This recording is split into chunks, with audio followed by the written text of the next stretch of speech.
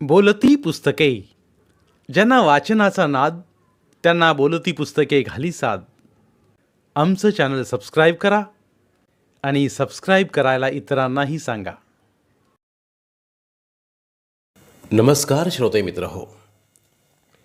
बोलती पुस्तके सादर करीत आहे लेखिका डॉक्टर मीना सुर्वे लिखित कादंबरी ठिगळ.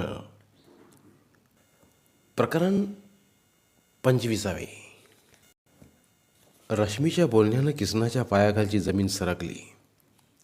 रश्मीसुद्धा ड्रिंक करते हे तिच्या बोलण्यानं किसनाला स्पष्टपणे समजलं. हा सारा प्रकार पाहून किसनाचं डोकं बधीर झालं.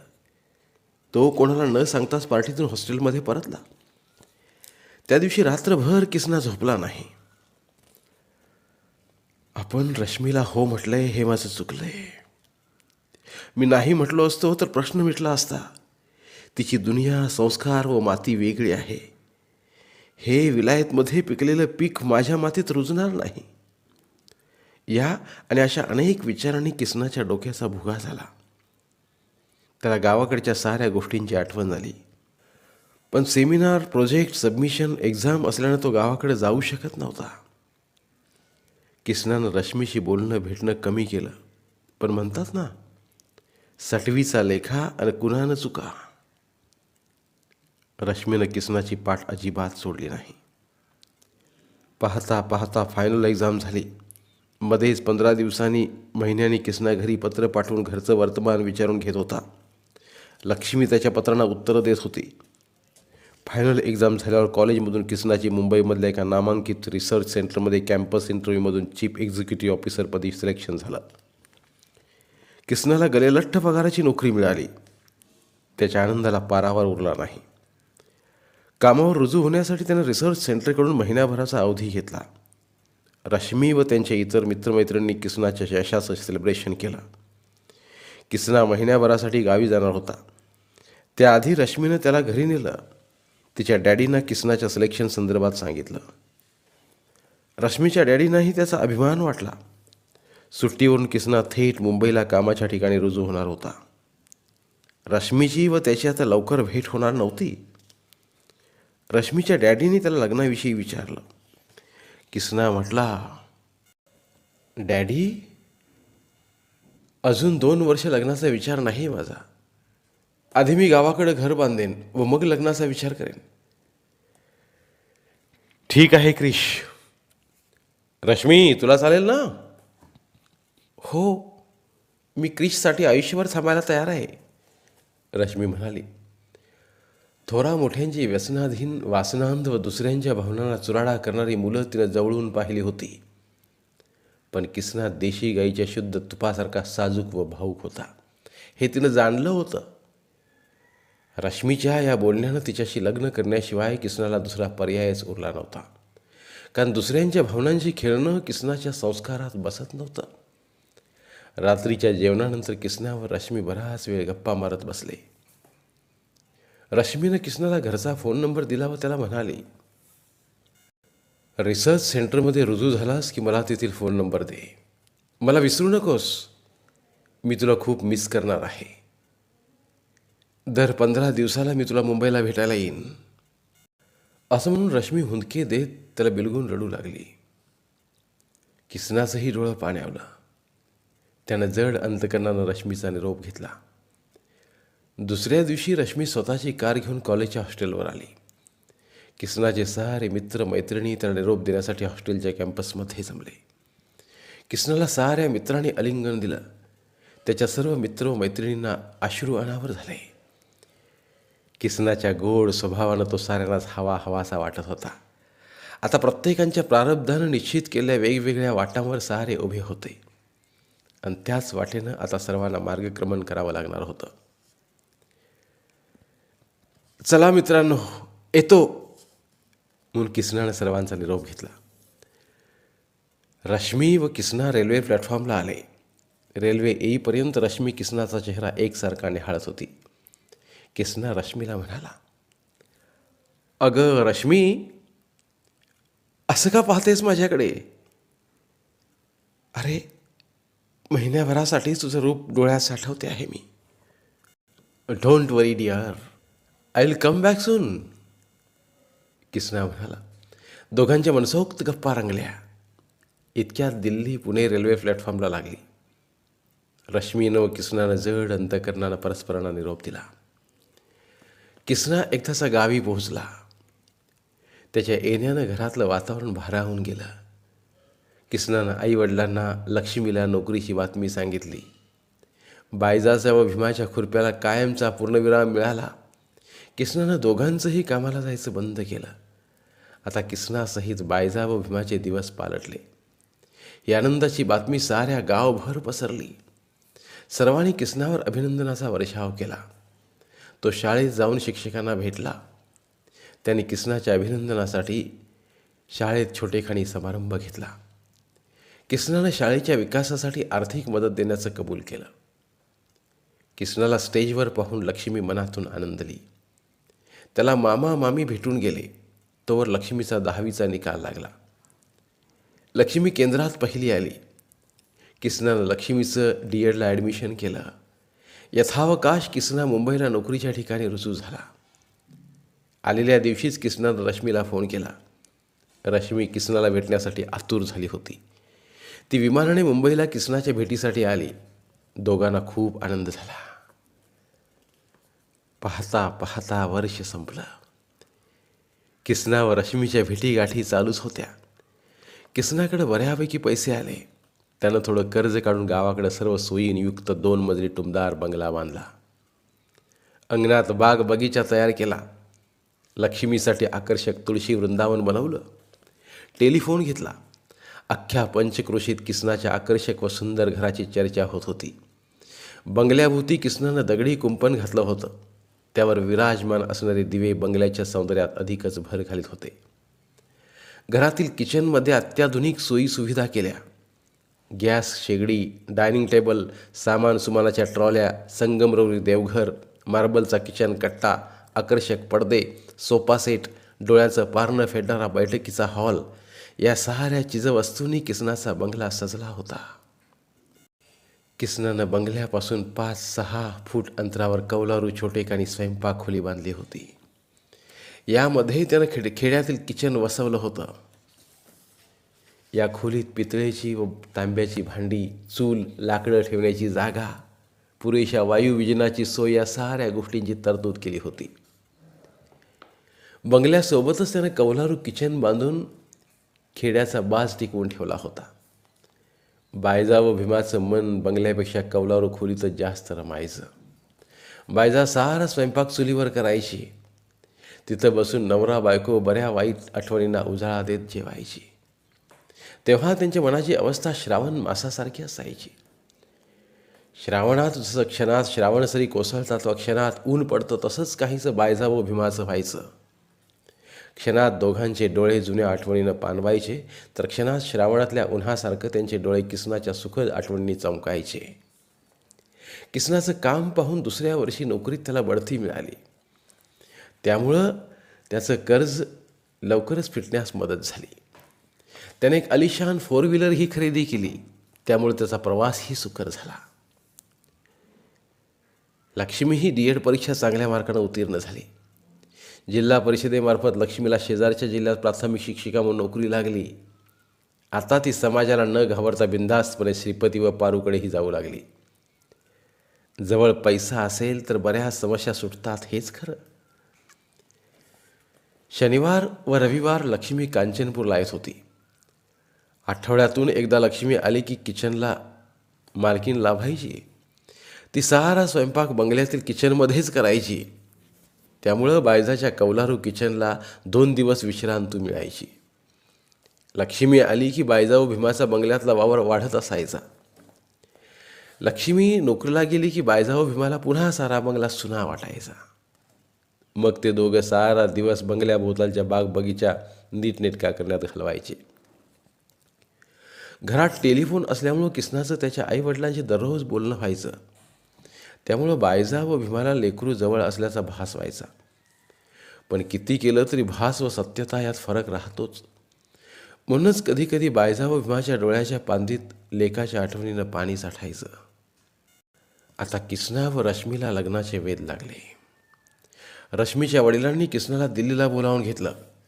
रीतसर त्यांच्या लग्नाची चर्चा केली. किसनानंही रश्मीला व तिच्या वडिलांना कांचनपूरला येण्यास सांगितलं. रश्मी व तिचे डॅडी किसनाच्या घरी येण्यास तयार झाले. ते येण्याच्या आधी 8 दिवसांची रजा टाकून किसना कांचनपूरला आला. त्यानं लक्ष्मीलाही रजा काढून घरी येण्यास सांगितलं. पाहुणे येणार असल्यानं घरची साफसफाई करणं आवश्यक होतं.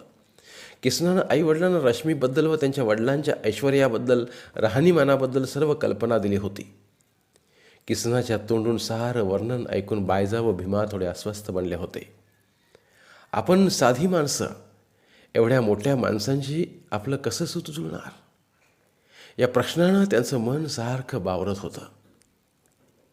पण लेकाच्या सुखापुढं त्यांच्या मनात उठणारे चिंतेचे तरंग आतल्या आत दोघं शमवत होते. लक्ष्मी 8 दिवसांची रजा टाकून कांचनपूरला आली. तिच्या मदतीनं किसनानं सारा बंगला धुवून पुसून स्वच्छ केला. बायजा व भीमानं बाग बगीचा नीटनेटका केला. किसनानं बंगला रंगवून घेतला. अंगणातल्या हिरव्यागार बगीच्याच्या पार्श्वभूमीवर बंगल्याचं रूप लोभसवानं दिसू लागलं. बहुतेक किसनाचं लगीन असेल म्हणूनच एवढी तयारी चालली असेल असं आजूबाजूची माणसं कुजबुजू लागली. बायजा व भीमा कुंपण असल्या अलिशान बंगल्यात राहायला गेल्यापासून त्यांच्यात येणाऱ्या जाणाऱ्या शेजाऱ्या पाजाऱ्यांचा राबता कमी झाला होता. कारण शेणामातीच्या घरात राहत असली माणसं बंगल्यात जायला बुजत होती. त्यामुळं बायजाच्या घरात नेमकं काय चाललंय हे शेजाऱ्यांना समजायला वाव नव्हता. रश्मी व तिचे वडील यायला आता अवघे 2 दिवस उरले होते. बायजाने चूल असल्या खोलीची साफसफाई केली. किसनानं तिचीही रंगरंगोटी करून घेतली. बायजा किसनाला म्हणाली, पोहरा, रश्मी आणि तिचा बा पहिल्यांदा आपल्या घरला येतात. त्यासनी कापडं करायला पाहिजेत. तेव्हा लक्ष्मी आणि तू जाऊन पाहुण्यासनी कापडं घेऊन या जावा. उगा पाहुणा आल्यावर तारांबळ नको. वय वय, बायजी म्हणते ते बरोबर आहे, भीमा म्हणाला. बायजानं किसनाला रश्मीसाठी साडी व पाहुण्यासाठी फुल पेरावा आणायला सांगितलंय. आई, अगं रश्मीला साडी नेसायला येत नाही आहे, मग घेऊन काय उपयोग? त्यापेक्षा ती आली की तिच्या आवडीचा ड्रेस घेऊ, किसना म्हणाला. अरे पोर पहिल्यांदा घरला येत्या, ती तुझी बायको होणार आहे. रीतिरिवाजाप्रमाणे तिला साडी नेसवायला लागेल. पुन्हा तुमचं तुम्ही घ्या की सवडीनं तिच्या आवडीची कापडं. ते काय नाही, तिला सवासिनीचा आहार म्हणून हिरवी साडीच आणा. जा ग लक्ष, त्याच्याबरोबर जा आणि समद बेजवार घेऊन या. बायजा म्हणाली. होय आत्या, लक्ष्मी म्हणाली. किसना व लक्ष्मी त्याच्या कारने खरेदीसाठी शहरात गेले. किसना लक्ष्मीला म्हणाला, लक्ष्मी, रश्मीला साडी नेसायला येत नाही आणि तिला साडी आवडतही नाही. पण आईच्या अट्टाहासापुढं मी काहीच बोलू शकलो नाही आणि तिचं मनही मला मोडवत नाही आहे. असू दे हो साहेब, आता साडी घेऊया. पुन्हा त्यांच्या आवडीचे ड्रेस घ्यायला अवघा जन्म आहेच ना, लक्ष्मी म्हणाली. खरं आहे तुझं, तसंच करू, किसना म्हणाला. किसना व लक्ष्मीनं रश्मीसाठी हिरवी कंच सिल्कची साडी व तिच्या वडिलांसाठी ब्रँडेड कपडे खरेदी केले. दोघांनी जाता येता मनमोकळ्या गप्पा मारल्या. कारण लक्ष्मी आल्यापासून घराची आवरावर चालू होती. तसा दोघांना गप्पा मारायला रिकामा वेळच मिळाला नव्हता. लक्ष्मीकडेही आता पुरेसे पैसे होते आणि त्यांचं समाधान तिच्या चेहऱ्यावर झळकत होतं. लक्ष्मी पगारातील काही पैसे आईवडिलांना पाठवत होती. प्रसंगी बायजा भीमासाठीही खर्च करीत होती. घर खर्चासाठी किसना वरचेवर पैसे पाठवायचा, त्यामुळे घरात पैशांची कमतरता नव्हती. बोलता बोलता लक्ष्मी किसनाला म्हणाली, अहो साहेब, लवकरच तुम्ही जिच्यावर प्रेम करता त्या व्यक्तीशी तुमचं लग्न होणार आहे. आणि बरं का साहेब, आपण ज्याच्यावर जीवापाड प्रेम करतो त्याच्याशी आपलं लग्न होणं यासारखा आनंदी क्षण दुसरा कोणताच असू शकत नाही.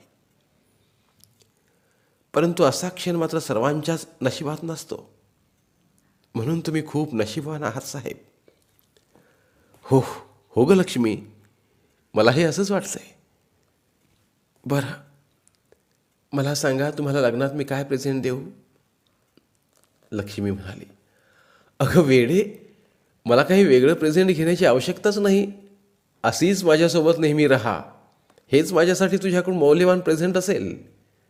असं काय हो साहेब, मी कुठं जाणार आहे? मी असणारच की तुमच्यासोबत नेहमी. लक्ष्मी थँक्स. रागावणार असेल तर अजून एक गोष्ट सांगू? किसनानं प्रश्न केला. लक्ष्मी हो म्हणाली.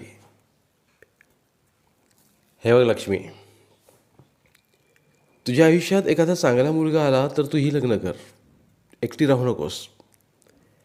एकट्यानं जीवन जगणं खूप मुश्किल असतं. कसं असतं ना लक्ष्मी, सोबत कुणी असेल तर जगायला येते मजा. सोबत कुणी असेल तर जगायला येते मजा, नाही तर सारं आयुष्यच बनत असतं सजा. अरे वा, चांगले शब्द सुचतात की साहेब तुम्हाला, लक्ष्मी हसत म्हणाली. हे बघ लक्ष्मी, माझं बोलणं हसण्यावर नेऊ नकोस. मी जे बोलतोय ते सिरियसली घे. तू सर्वगुण संपन्न आहेस, शिवाय नोकरी करतेस, त्यामुळे तुझ्याशी लग्न करायला कोणीही मुलगा तयार होईल. किसना म्हणाला. पण मी तयार व्हायला हवी ना कुणाशीही लग्न करायला. मुळात माझा आता कुणावरच विश्वास नाही, त्यामुळं एकटं जगणं केव्हाही चांगलं. आणि प्लीज पुन्हा माझ्या लग्नाचा विषय कुठंही आणि कधीही काढू नका साहेब, लक्ष्मी म्हणाली. लक्ष्मी रागावलेली पाहून किसना शांत बसला. अशा बऱ्याच सुखदुःखाच्या गप्पा गोष्टी करत किसना व लक्ष्मी तिन्ही सांजेला घरी पोहोचले. दुसऱ्या दिवशी सकाळी 10 वाजण्याच्या सुमारास बायजाच्या घराजवळ आलिशान पांढऱ्या रंगाची मर्सिडीज थांबली. सारा गाव आणि गल्ली असली भारी गाडी पाहून अवाक झाली. किसनानं गेट उघडलं. बायजा, भीमा, लक्ष्मी पाहुण्यांच्या स्वागतासाठी दारात सज्ज होते. गल्लीतल्या आणि गावातल्या लोकांनी बायजाचं कंपाऊंड फुलून गेलं. गाडीतून उतरणाऱ्या माणसांकडे सर्वांचे डोळे लागले होते. इतक्यात ड्रायव्हरनं गाडीचा पाठीमागचा दरवाजा उघडला. त्यातून पेन्सिल हिल्सचे शूज घातलेली, वेस्टर्न कपड्यातील केस सोडलेली, मेकअप केली सुंदर तरुणी उतरली आणि समोरच उभ्या असणाऱ्या किसनाला धावत जाऊन बिलगली. पाहणाऱ्यांना बॉलिवूडमधल्या चित्रपटातील सीनच जणू प्रत्यक्ष पाहायला मिळाला होता. पाहणाऱ्याने डोळे विस्पारले. बायजा व भीमानं अस्वस्थ होऊन एकमेकांकडे पाहिलं, पण कंपाऊंडा पलीकडे उभा असणाऱ्या शेजाऱ्यांच्या नजरेला नजर देण्याचं त्यांचं धाडस झालं नाही. किसनानं रश्मीला हाताशी धरून तिच्या वडिलांचं व काकांचे बुके देऊन स्वागत केलं. रश्मीचे काका म्हणजेच किसनाच्या कॉलेजचे प्रिन्सिपॉल. त्यांना पाहून किसनाला खूप आनंद झाला. किसनानं सर्वांना त्याच्या आईवडिलांची व लक्ष्मीची ओळख करून दिली. 9 वारी लुगड्यातील बायजा, धोतर शर्टातील भीमा व 6 वारी साडीतील लक्ष्मीला पाहून रश्मी व तिच्या घरच्यांच्या चेहऱ्यावर वेगळेच भाव उमटले. किसनाच्या व लक्ष्मीच्या नजरेतून ते सुटले नाहीत. भोळे भाबडे बायजा व भीमा यांनी नमस्कार करत पाहुण्यांचं स्वागत केलं. किसनानं रश्मीला आईबाबांना नमस्कार करायला सांगितला, पण रश्मीनं त्यांना लांबूनच हात सोडले. लक्ष्मीनं रश्मीचं औक्षण केलं आणि सारे हॉलमध्ये आले. लक्ष्मीनं पाहुण्यांना चहा नाश्ता दिला. किसनानं त्यांना सारा बंगला फिरून दाखवला. धन्यवाद. उर्वरित कादंबरी पुढील भागात. धन्यवाद. प्रिय श्रोते मित्र हो, आपल्यासाठी एक आवाहन. आमच्या चॅनलच्या प्लेलिस्ट विभागात तुमच्यासाठी शेकडो कादंबऱ्यांचे ऑडिओ बुक्स उपलब्ध आहेत.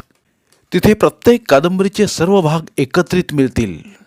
त्यामुळे सध्या सुरू असलेल्या क्रमशः कादंबरीच्या पुढील भागासाठी वाट पाहण्याची गरज नाही. तुमच्या वेळेनुसार तुम्ही संपूर्ण कादंबरी सलगपणे ऐकू शकतात आणि साहित्याचा आस्वाद घेऊ शकता. कृपया आमच्या चॅनलच्या होमपेजवर जाऊन प्लेलिस्ट चेक करा आणि तुमची आवडती कादंबरी निवडा. धन्यवाद.